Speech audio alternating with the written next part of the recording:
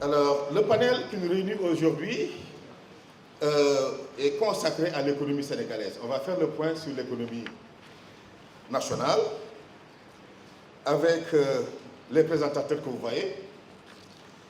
Il y a Madame Aminatou Hélène Ba, l'économiste pays de la Banque mondiale. Et avant cela, elle a travaillé pour les Nations Unies et pour le FIDA, le Fonds international de développement agricole. Elle avait aussi travaillé au niveau du CGR, que tout le monde connaît, et en particulier au niveau de l'Institut international de recherche sur le riz. Elle a un doctorat d'économie de l'Université de Paris-Est et une maîtrise en économie appliquée de l'Université Gaston Berger. Donc, elle est une alumni de l'Université Gaston Berger. Voilà. Après cela, le premier discutant, ça va être M. Ousmane Diagana. Ousmane Diagana est de nationalité mauritanienne et actuellement, il est le vice-président de la Banque mondiale pour l'Afrique de l'Ouest et du Centre, et ce, depuis le 1er juillet 2020. Ce qui veut dire qu'il coordonne les activités de la banque dans les 22 pays et gère un très grand portefeuille de projets et d'assistance technique, un portefeuille actuellement évalué à plus de 40 milliards de dollars. Il a été vice-président en charge des ressources humaines du groupe La Banque et il a mené la stratégie globale de la banque en matière de ressources humaines et supervisé l'élaboration et la mise en œuvre de la stratégie de gestion du personnel du groupe La Banque. D'octobre 2015 à janvier 2018, il a été le vice-président en charge du département d'éthique et de déontologie du groupe La Banque. Alors, M. Diagana a une très grande expérience et beaucoup de diplômes, mais celui qui me plaît le plus de souligner aujourd'hui, c'est le diplôme qu'il a eu en économie à la faculté de droit et d'économie de l'Université Cheikh Anta Diop de Dakar. Et en examinant le PV de l'examen de maîtrise de M. Diagana ce matin, j'ai vu qu'il est promotionnaire à beaucoup de vos professeurs, notamment le professeur Ablaye Diagne, parce que leur nom se succédait. Alors, l'autre intervenant, c'est Mme Fatou Diop Sall. Fatou Diop Sall est professeure titulaire des universités et agrégée des sciences de gestion. Elle est professeure à l'école supérieure polytechnique, donc notre école d'ingénieurs.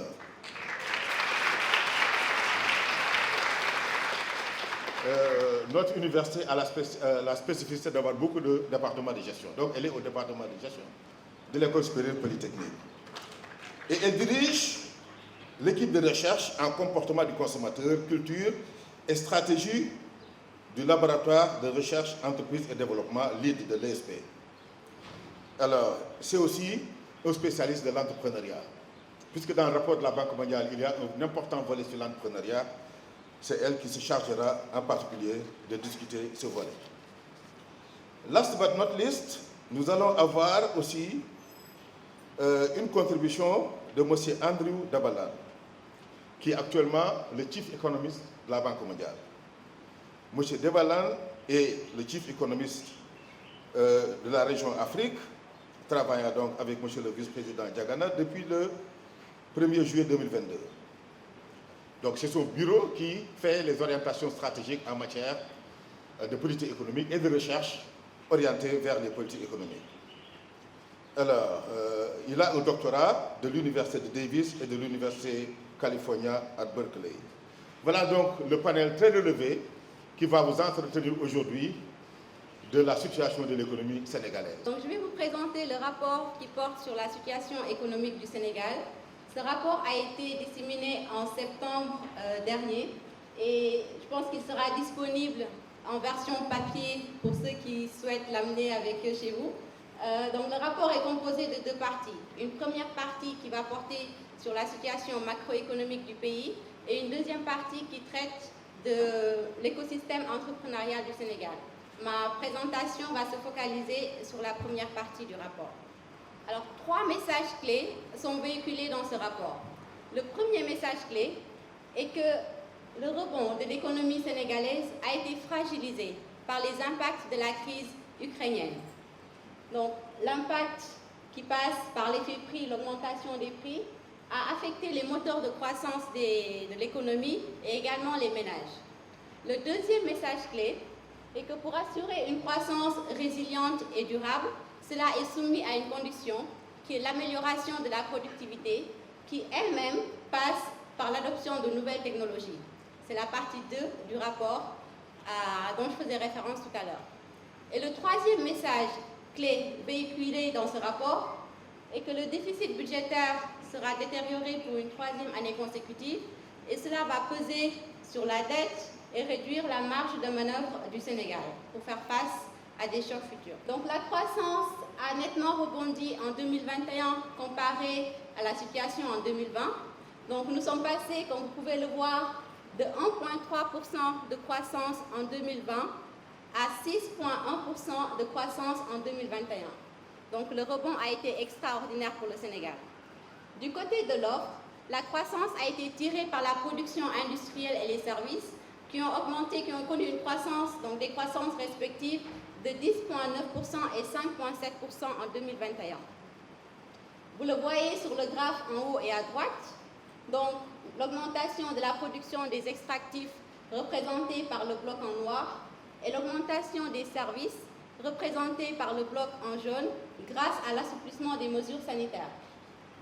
Et vous pouvez voir en 2020 que l'agriculture a été le facteur de stabilisation qui a permis à l'économie de faire face plus ou moins à la crise avec un taux de croissance record de 8,2%, de 12,8%, pardon. Du côté de la demande, la croissance a été tirée par la consommation privée et l'investissement qui ont augmenté donc de 6 et 7,9% en 2021 par rapport à des taux de 2,2% et 1,7% en 2020. Mais malgré ce bon taux de croissance, vous pouvez voir que l'écart de PIB par habitant avec les pays comparables ne se réduit pas. Donc si on compare le Sénégal avec ses pairs, vous pouvez voir sur la figure 1, donc la Côte d'Ivoire qui est représentée par la courbe en noir. Vous avez également le Cameroun qui est représenté par la courbe en rouge, le Ghana représenté par la courbe en jaune et le Sénégal par la courbe en bleu. Vous voyez que le Sénégal se situe dans la moyenne de ses pairs en matière de croissance, avec un taux moyen de 5,2, 5,3%. Vous remarquez également la tendance qui est similaire, marquée par un fléchissement en 2020, qui est dû à l'impact de la crise, donc de la pandémie, puis un rebond en 2021. Mais malgré ce bon taux de croissance, cette performance réalisée par le Sénégal en 2021, vous pouvez voir que l'écart de PIB illustré sur la figure 2, de PIB par habitant du Sénégal et des pays tels que la Côte d'Ivoire ou le Ghana ne se réduit pas. Au Sénégal, le PIB par habitant donc, tourne autour de 1 500 $ par tête, alors que pour Côte d'Ivoire, la Côte d'Ivoire et le Ghana, on se retrouve presque à 2 500 $ par tête.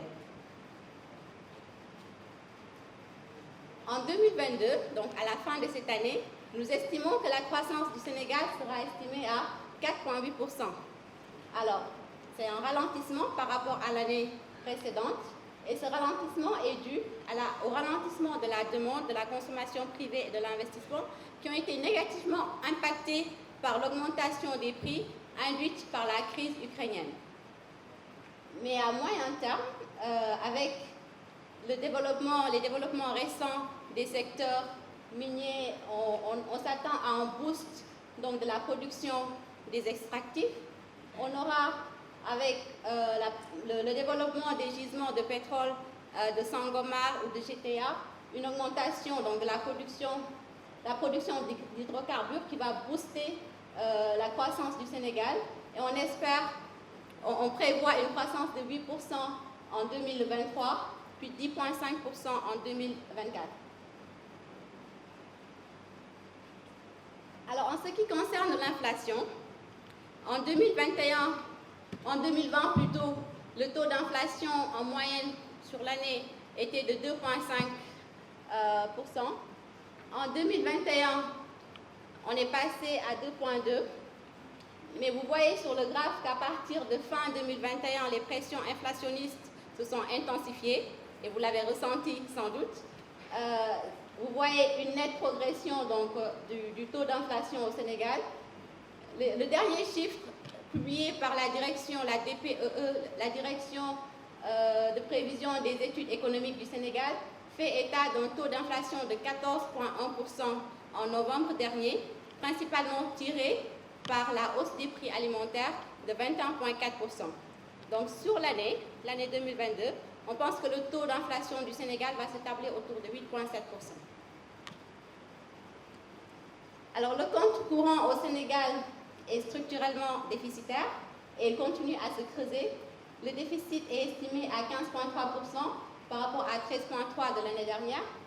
Alors, le déficit du compte courant est occasionné par le déficit de la balance commerciale. Vous savez, le Sénégal exporte donc les minéraux, l'or qui représente environ 15% des exportations, également les produits chimiques dont le phosphate qui représente 6% des exportations. Nous exportons également des produits alimentaires. Le Sénégal a des activités de réexportation vers les pays frontaliers et enclavés tels que le Mali.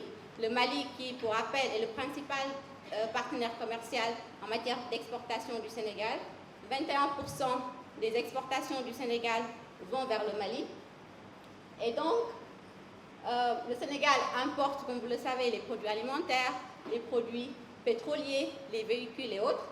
Et donc, en 2020, avec l'effet de la pandémie, on a une baisse des exportations. En 2021, les importations sont parties à la hausse avec l'augmentation des prix des produits pétroliers. En 2022, les exportations ont continué à augmenter et les activités de réexportation ont baissé. Souvenez-vous que durant le premier semestre 2022, le Mali a été sanctionné par l'UEMOA, le Mali étant un de nos principaux partenaires commerciaux, donc le Sénégal a été impacté par ces sanctions. Les dépenses publiques s'étaient normalisées en 2021 mais repartent à la hausse. Donc en 2020 déjà les dépenses publiques avaient augmenté de 2,4 pourcentage points dû au plan de riposte pris par le gouvernement, les mesures fiscales, les mesures de soutien aux ménages et aux entreprises, les subventions accordées par l'État, les achats de biens liés à la gestion de la pandémie. Les dépenses en capital ont été maintenues en soutien, mais en 2021, malgré le début de la normalisation, on voit un retour en 2022 des dépenses publiques qui sont notamment tirées par les subventions d'électricité qui, je vous rappelle, dans la loi de finances révisée de 2022 était tablée à 2,7%, mais une estimation donc les amène à 4,4% du PIB d'ici la fin de l'année. Donc toutes ces dépenses ont augmenté, donc les dépenses publiques qui vont se tabler à 27,1% du PIB en 2022 par rapport à 25,7% du PIB l'année dernière. Alors les recettes fiscales n'avaient pas encore retrouvé leur niveau d'avant-crise, mais en 2022, on pourrait retrouver ces recettes avec les recettes qui sont tablées, qui sont estimées à 21% du PIB en 2022 contre 19,4% du PIB en 2021. Alors le solde budgétaire négatif pèse sur les niveaux d'endettement public. Si vous regardez donc le graphe qui se situe tout à droite, vous voyez qu'on s'éloigne petit à petit du critère donc de 3% de déficit et c'est tiré par l'endettement, le niveau de la dette publique au Sénégal qui est estimé à 75,1% du PIB pour l'année 2022 et c'est principalement tiré par l'endettement externe. Le Sénégal s'est doté cependant d'une stratégie de mobilisation de recettes à moyen terme qui pourrait être la clé de la consolidation fiscale. La stratégie de mobilisation de recettes à moyen terme du Sénégal se base sur l'élargissement de l'assiette fiscale, la réduction des exonérations fiscales pour un meilleur ciblage, la lutte contre l'évasion fiscale et l'optimisation du fonctionnement des régies. Mais il existe cependant des risques qui peuvent donc faire modifier les prévisions que nous avons à court terme et à moyen terme pour le Sénégal. Parmi les risques, nous pouvons citer l'accroissement des tensions géopolitiques internationales, l'accroissement des tensions géopolitiques sous-régionales avec les crises dans nos pays voisins, au Mali, Burkina et autres, les risques sanitaires, les risques climatiques avec les inondations que le Sénégal a connues récemment. Il y a également les risques budgétaires, donc des mesures de soutien aux ménages dans un contexte de crise, mais qui cependant pèsent sur le déficit du pays. Et également le resserrement des politiques monétaires et l'accès difficile au financement dans les marchés internationaux et régionaux. Merci pour votre attention. Monsieur le professeur, messieurs les professeurs, madame les professeurs, chers amis les étudiants, je voudrais féliciter ma collègue Madame Ba qui a fait une présentation de très grande qualité et je vais juste le compléter sur un certain nombre de points en commençant par dire quelques mots sur les challenges de l'économie sénégalaise pour le moment, les enjeux de développement pour le Sénégal par la suite. Et je finirai par dire de façon très brève quelques mots sur l'état de notre partenariat avec le Sénégal. En termes de challenge, donc de défis, le Sénégal, à l'instar de tous les pays du monde, est confronté par une série de chocs exogènes, qu'on appelle les chocs des 3C, évidemment la Covid, les conflits et le climat. Parlant du conflit, je voudrais aussi mettre en exergue l'impact de la guerre en Ukraine, qui a eu une incidence particulière sur les économies en général, et celle de l'Afrique subsaharienne en particulier, via le renchérissement des produits de base, la hausse de l'inflation, les difficultés pour les programmes énergétiques, donc l'accès à l'énergie et donc toutes les conséquences que cela peut avoir sur tous les autres pans de l'économie compte tenu de leur déterminant de ce produit en particulier. Mais également, on ne le mentionne pas assez, le resserrement des conditions financières mondiales et donc la contraction des flux de capitaux étrangers dirigés vers la région. Au Sénégal, la pandémie a aussi considérablement modifié les perspectives économiques, affectant en particulier les services du tourisme et du transport, mais également les exportations, comme le rapport vient de le faire sortir. Alors, les plans socio-économiques de réponse à la pandémie étendue à 2021 ont aussi exercé des fortes pressions budgétaires.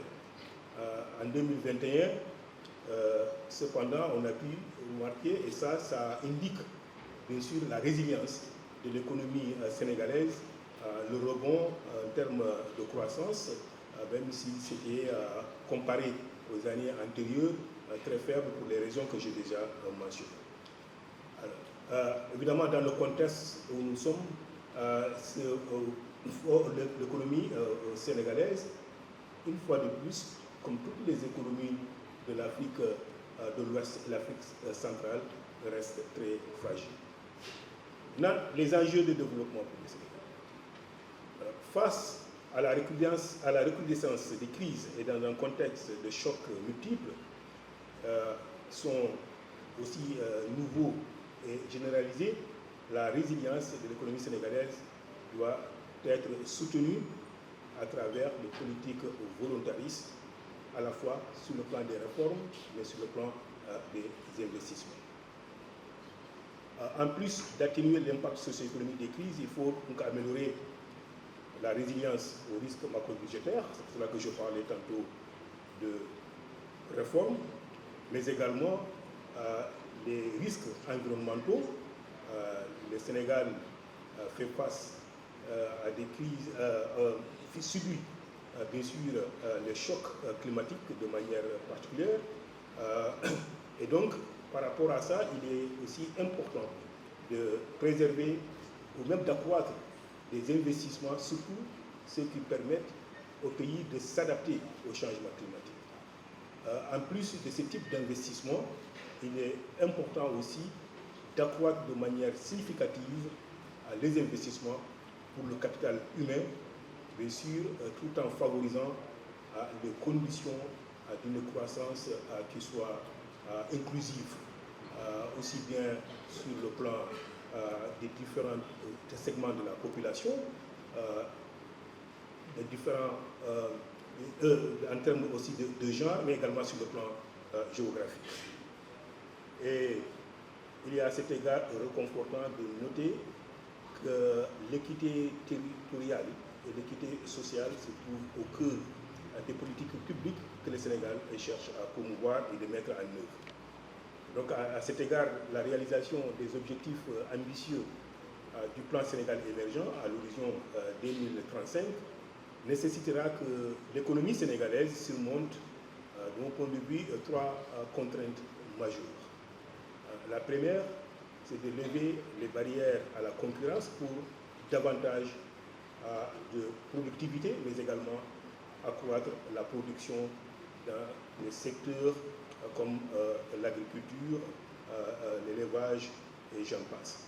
Stimuler également l'accumulation, et je l'ai déjà dit tantôt, l'accumulation équitable du capital humain. Donc la formation à tous les niveaux est d'une nécessité impérieuse. Il faudrait que cette formation soit adaptée et aussi qu'elle soit flexible parce que les conditions changent aussi bien sur le plan interne que sur le plan international. Et donc les produits de formation, les différents types de formation qu'on a au Sénégal doivent pouvoir s'adapter à ces types de besoins nouveaux que requièrent les économies sur le plan local, mais également sur le plan international. Je crois que sur le plan local, les perspectives de développement énergétique et gazier au Sénégal, et par exemple, est un domaine que je voulais mentionner, tout comme les opportunités formidables qu'offrent les nouvelles technologies de l'information. Et je dois aussi ajouter la flexibilité du marché du travail, tout en réduisant le coût d'entrée des entreprises sur les marchés formels afin de faire face à l'informalité qui est forte et qui est rampante. Il est également nécessaire de mettre en place des politiques qui accélèrent la transformation structurelle grâce à l'augmentation de la productivité et de la création des emplois. Un défi que le Sénégal partage avec l'ensemble des pays africains, que je dois aussi mentionner, c'est le défi démographique. D'ici 2050, la moitié de la population en Afrique subsaharienne aura moins de 25 ans. Et il est estimé qu'environ 230 millions d'emplois en Afrique subsaharienne nécessiteront des compétences numériques d'ici 2030.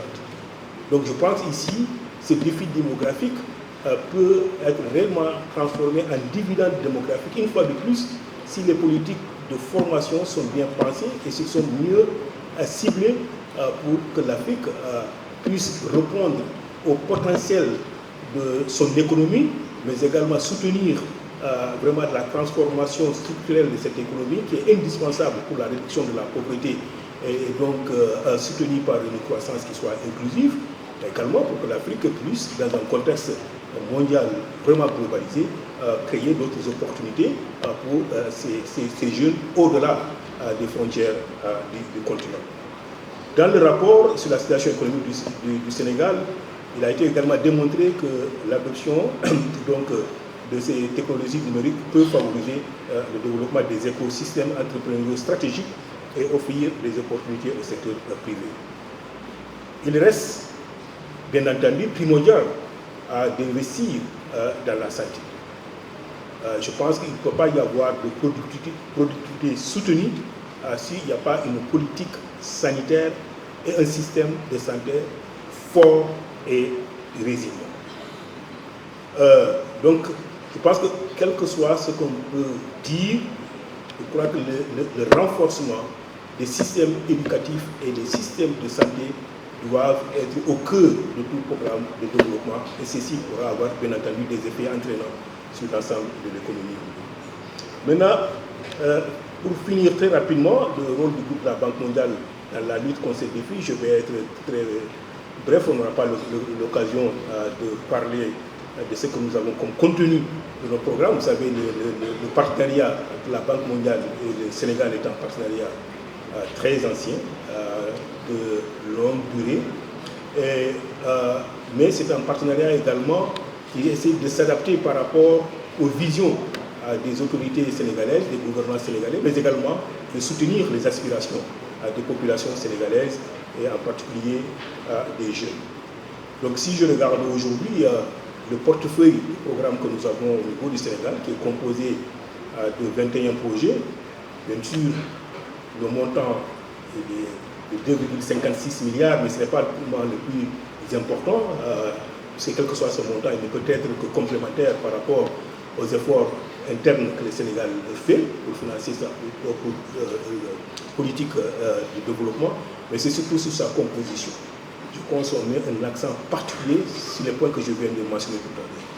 Le capital humain, l'enseignement supérieur est un domaine très important pour moi et pour la Banque mondiale dans le cadre de nos partenariats. Les ISEP qui sont devenus aujourd'hui des exemples que nous essayons de multiplier partout, c'est au Sénégal qu'on a expérimenté et qu'on a soutenu, mais grâce à la vision, bien sûr, du Sénégal.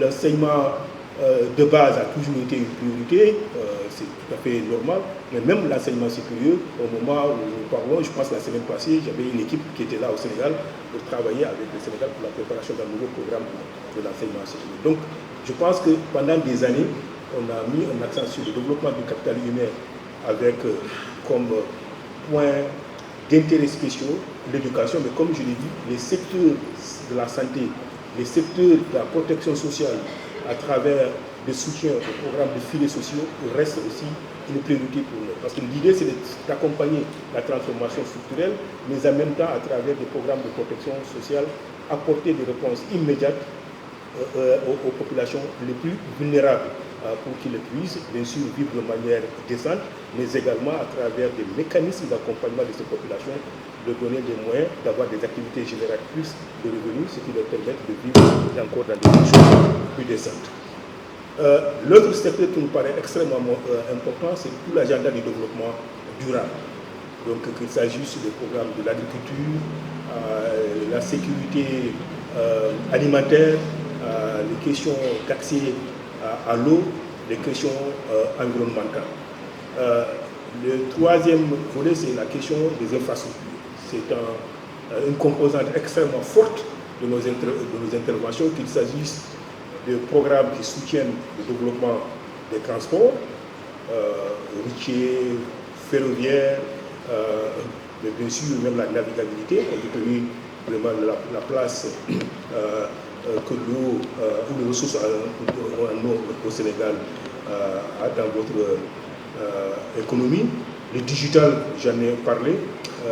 Donc voilà, et finalement, je ne perds pas de vue, une fois de plus, l'importance des questions de gouvernance, les questions de gestion efficace et efficiente du budget. Et donc les questions de politique publique dans son ensemble, ce qui nous amène à dialoguer avec le gouvernement de manière continue. Donc je vais m'en arrêter là, monsieur le recteur, en vous remerciant une fois de plus de cette opportunité de partager ce rapport que nos collègues du bureau de la Banque mondiale à Dakar ont. First, my apologies, I'm going to speak in English. I promise that next time I come to the University of Cheikh Anta Diop, I'm going to speak in French. Alors, évidemment, Andrew s'excuse de devoir parler en anglais, mais il promet que la prochaine fois, il va parler en français. J'espère que c'est noté quelque part et on va le juger sur ça.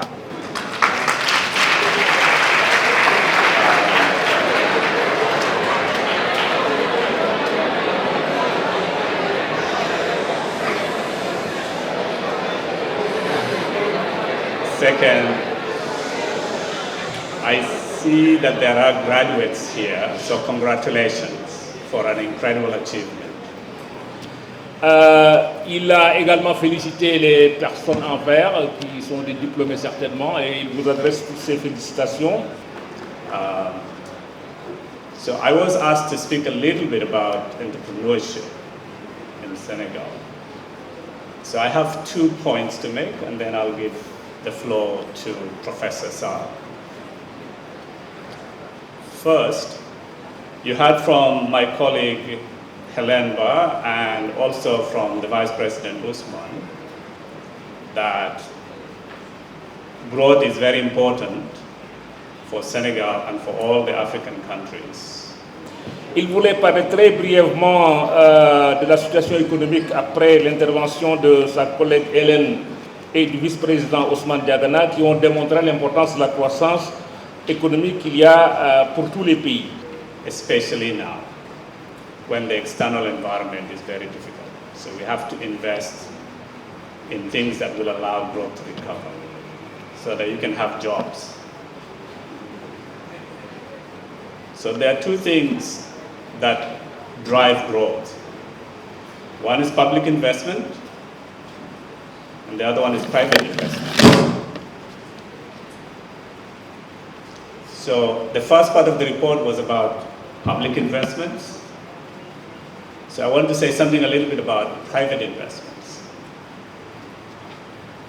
because that is driven by success of businesses. Okay? And there are 2 things that affect success of businesses. One is things outside of the business environment, regulations, taxes, infrastructure like accessible energy, affordable, water systems, transportation system, and so on. So that's one thing. The second is things inside the business, the management, the human capital, the organizational culture, right? The types of equipment and technology that the firm uses.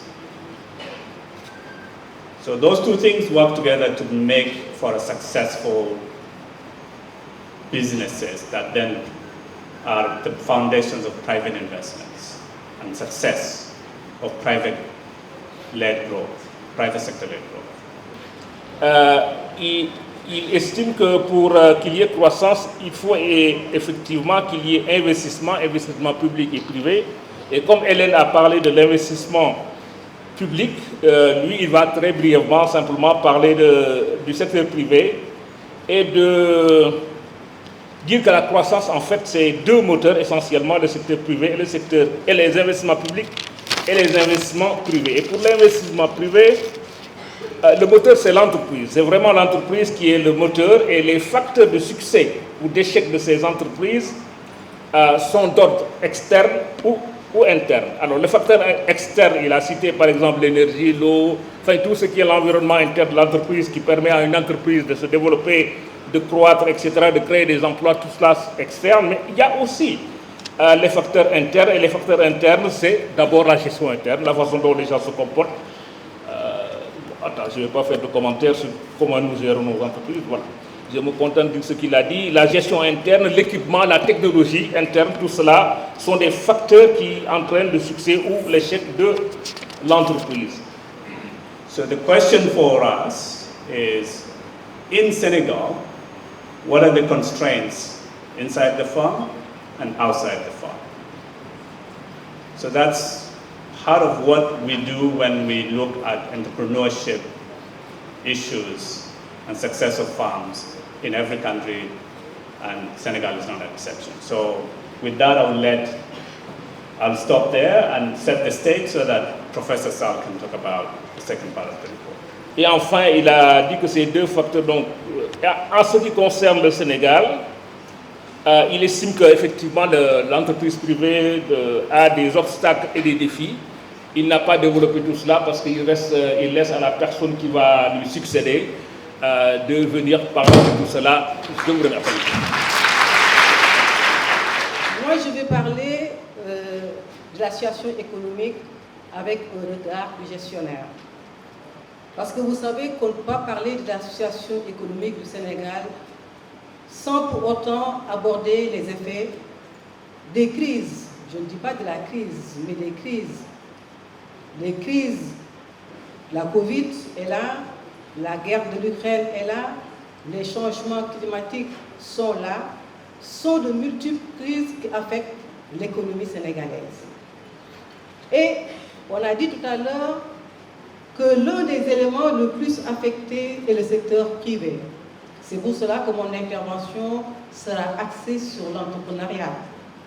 Mais également, je ferai un focus sur l'entrepreneuriat féminin pour un clin d'œil à ces jeunes filles qui sont là dans la salle et qui sont aussi préoccupées par leur insertion professionnelle, l'auto-emploi ou l'insertion dans les organisations. Et mon intervention, parce que je me dis qu'on ne peut pas parler du présent, de notre futur, sans pour autant avoir un regard sur notre passé. C'est pour cela que mon intervention sera axée sur 2 points. Le premier point va porter sur l'histoire de la culture entrepreneuriale chez les femmes. Je fais un focus sur les femmes. Et l'autre point va porter sur les pistes de solutions pour un écosystème entrepreneurial dans cette situation de crise et l'après-crise. Donc, pour parler un peu de l'histoire de l'entrepreneuriat féminin, il faut savoir que la femme a toujours été présente dans la sphère économique. Dans la société traditionnelle déjà, malgré la répartition, la spécialisation des rôles, la femme s'occupait de culture, des activités agricoles et était spécialisée dans les cultures vivrières, l'économie marchande. Les hommes, quant à eux, étaient spécialisés dans ce qu'on appelait les cultures de rente, l'exportation de produits. Donc la femme était bien présente dans la société traditionnelle. Mais depuis des décennies, il y a eu des changements dans les conditions de la femme, notamment. Et ceci a été possible, ces mutations, grâce à des événements comme la révolution industrielle, comme les indépendances qu'ont connues les pays africains, la décolonisation. Ces événements ont permis à la femme de connaître certaines mutations quant à ses conditions.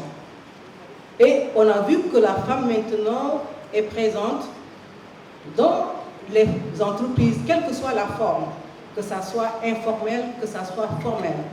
La femme a accès à un emploi salarial. Mais également, on voit la présence des femmes dans l'informel, le secteur informel. Les femmes occupent des activités informelles, surtout dans le cadre des services, comme les transferts d'argent. Les femmes ici sont présentes dans les ventes de produits manufacturés, mais dans la vente ambulante, on voit la présence des femmes. Les femmes aussi sont présentes dans le milieu des affaires, parce que quand on voit l'histoire de la femme commerçante, avec l'histoire des Nana Benz au Togo, au Sénégal également, nous avons des grandes femmes commerçantes qui ont tendance même à remplacer les Libanais, surtout dans ces femmes voyagent. Elles sont à Dubaï, elles sont en Inde, en Chine, pour acheter de la marchandise et venir replacer ces marchandises dans les grands marchés sénégalais, Sandaga ou Tilène. Donc elles sont présentes dans le domaine du textile, mais les femmes également sont présentes dans l'import et export. Les femmes, elles sont présentes également dans des secteurs comme les bâtiments, maintenant dans la coiffure, dans également la couture. Les femmes entreprennent.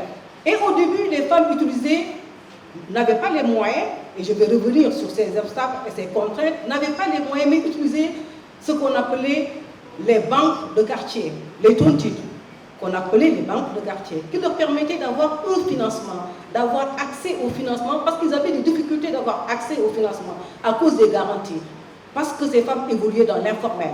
Mais les banques de quartier, qu'on appelait les tontines, les permettaient d'avoir des financements et de pouvoir financer leur activité commerciale. Maintenant, les difficultés, malgré les crises, ces difficultés se sont plus, je dirais, durcies. Maintenant, on a des difficultés pour l'accès au crédit moderne pour les femmes qui entreprennent.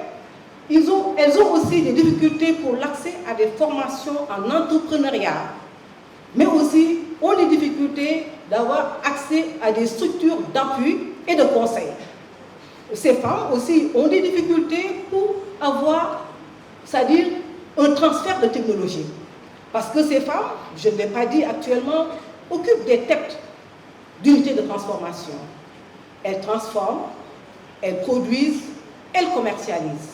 Et elles ont des difficultés pour écouler leurs produits. Et je vais revenir sur cet aspect tout à l'heure pour parler, quand je vais parler des pistes, donc je dirais, qui permettent peut-être de voir comment on peut rebondir après les crises. Donc ces femmes avaient ces difficultés.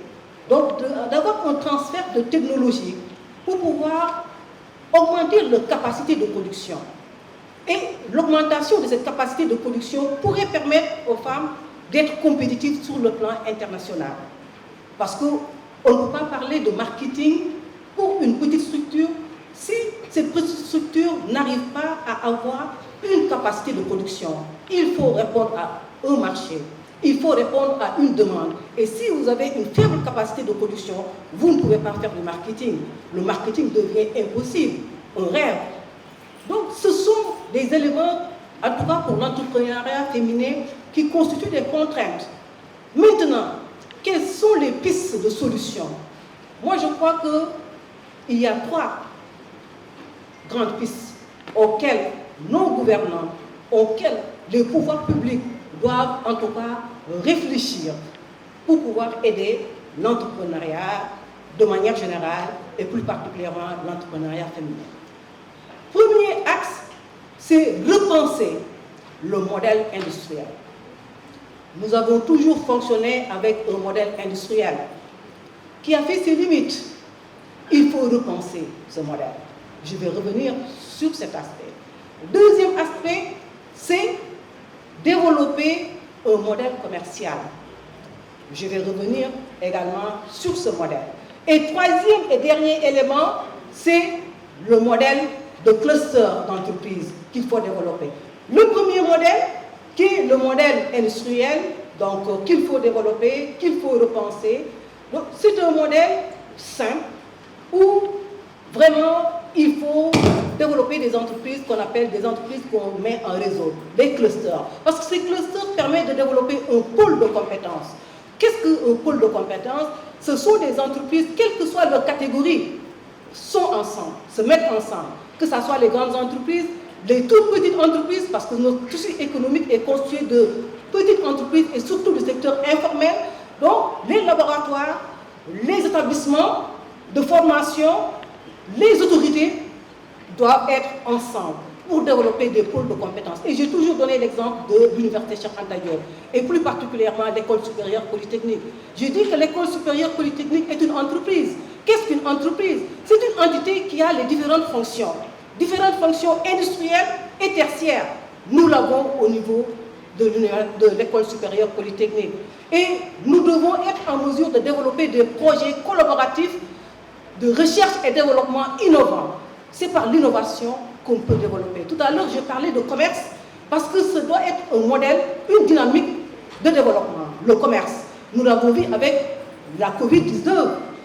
Avec la Covid-19, on a pu développer des concepts disruptifs, des concepts innovants de vente. Donc, j'ai vu que l'Afrique a été un modèle. Mais également, l'informel, il faut appuyer l'informel. L'informel, il ne faut pas formaliser, comme on a toujours cette tradition de formaliser l'informel. L'informel doit être accompagné. Et le Rwanda a été un pays qui a réussi cet accompagnement de l'informel parce que l'informel a été la base de son développement actuel. Donc, monsieur le recteur m'a fait signe en me disant ces 2 minutes en tant qu'universitaire. Donc, voilà, je respecte le temps. on a pu avoir des éclairages extrêmement importants sur différentes facettes de l'économie nationale. Avant d'ouvrir les discussions, vous me permettrez juste de soulever quelques questions pour donner ma contribution à ce débat. Le constat, c'est de dire que la banque joue un rôle extrêmement important dans l'écosystème des institutions internationales. Je crois que, je ne le dis pas parce que j'ai les gens de la banque ici, mais tout le monde reconnaît qu'en termes d'expertise, la banque joue un rôle leader. Les économistes de développement qui sont là dans la salle, je vois les Aboukan, les Lamine Dial, les Ahmad Ndiaye, savent que le premier laboratoire en économie de développement, c'est le département de recherche de la Banque mondiale. Les concepts qu'on utilise, pauvreté, PIB vert, ainsi de suite, ont été développés au niveau de la Banque mondiale. Et il ne se compte plus le nombre d'institutions internationales qui font confiance à la banque pour gérer beaucoup de ressources pour le compte de ces mêmes organisations. C'est ce qu'on appelle les trust funds, les fonds fiduciaires. Donc je crois que ça, c'est extrêmement important à reconnaître. La banque joue un rôle de leadership intellectuel dans le domaine du développement qui est incontestable, reconnu par les universités et par les universitaires que nous sommes. Et c'est pour cela que nous avons un plaisir particulier à recevoir la banque aujourd'hui. La deuxième chose, c'est qu'en termes opérationnels, la banque est aussi leader. Leader par l'importance de ses engagements financiers dans les pays du Sud, dans les pays africains, nous qui sommes éligibles au fonds IDA, mais également important parce que les engagements de la banque sont des signaux que les autres ont tendance à suivre. Quand la banque intervient dans un pays, c'est comme s'il y avait un message qui était lancé aux autres institutions internationales pour leur dire qu'il faut venir accompagner ce pays parce qu'il y a des choses intéressantes qui s'y font. Pour ces deux raisons, je pense que ce que dit la banque est souvent écouté avec énormément d'attention. Et c'est pour cela que je voudrais faire écho à deux choses que le vice-président de la banque vient de dire.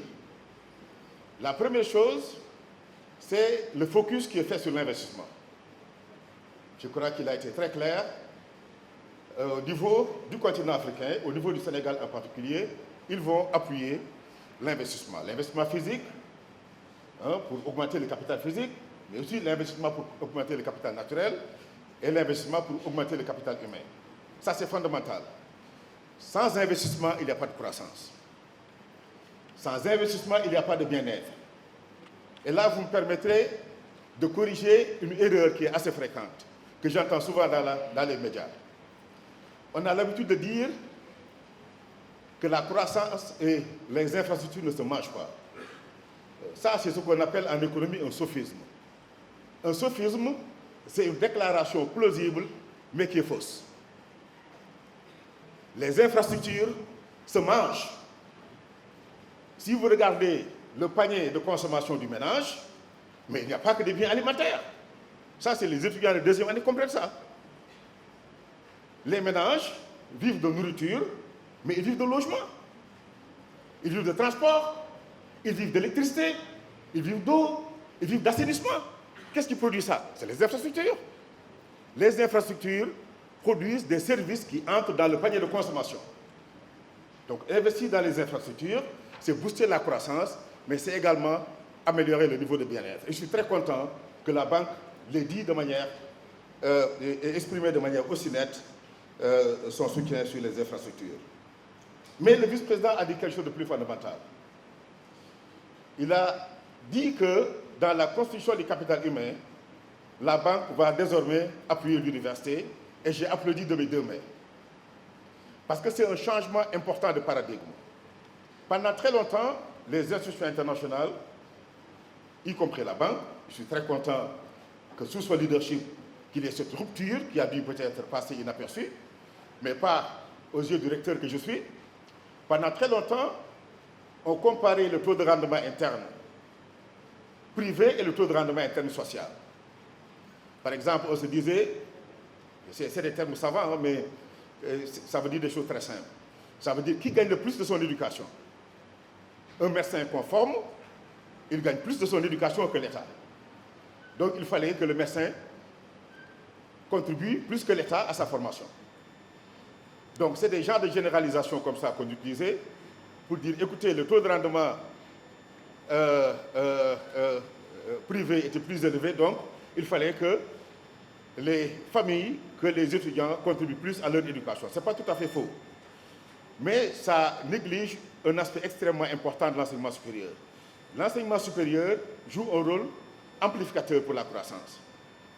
Par exemple, notre école d'agronomie, je voudrais ici signaler la présence de l'ISAE, l'Institut supérieur d'agronomie et d'entrepreneuriat, qui est là, mais il développe beaucoup de techniques que les agriculteurs utilisent. Notre école d'éducation, la FASTEF, forme les enseignants de l'élémentaire. Notre école d'ingénieurs a des potentialités énormes pour impacter beaucoup d'activités qui se font comme les activités mécaniques, les activités démolisées et autres. Donc je crois que l'éducation joue un rôle extrêmement important et je suis très content que la banque, à ce niveau de responsabilité, ait manifesté son soutien à l'éducation. L'autre chose que le vice-président a dite et que je voudrais appuyer, c'est l'entrepreneuriat. Le recours à l'entrepreneuriat pour mieux booster la croissance et consolider les emplois. L'entrepreneuriat joue sur ces deux tableaux. Je ne voudrais pas aller dans les détails, mais tout le monde sait que la richesse est créée par les entreprises privées. Et c'est un écosystème dynamique de petites entreprises qui vont faire la croissance. Mais l'entrepreneuriat consolide aussi les emplois. Parce que contrairement à ce qui est souvent dit, on a moins un problème de chômage qu'un problème de qualité des emplois. Et c'est pour ça que je voudrais appuyer très fortement ce que Mme Fatou Diop Sall a dit. Les femmes sont dans les segments d'entrepreneuriat les plus vulnérables. En appuyant l'entrepreneuriat des femmes et en appuyant en général l'entrepreneuriat des groupes vulnérables, je crois qu'on peut significativement consolider les emplois et en même temps booster la croissance. Donc je suis très content d'avoir entendu tout ça de nos panélistes. C'est des remarques que je ne peux pas m'empêcher de faire parce que c'est très pertinent à l'économie nationale que je suis toujours avec beaucoup d'intérêt et à ce que nous faisons ici à l'Université Cheikh Anta Diop dans nos différents départements.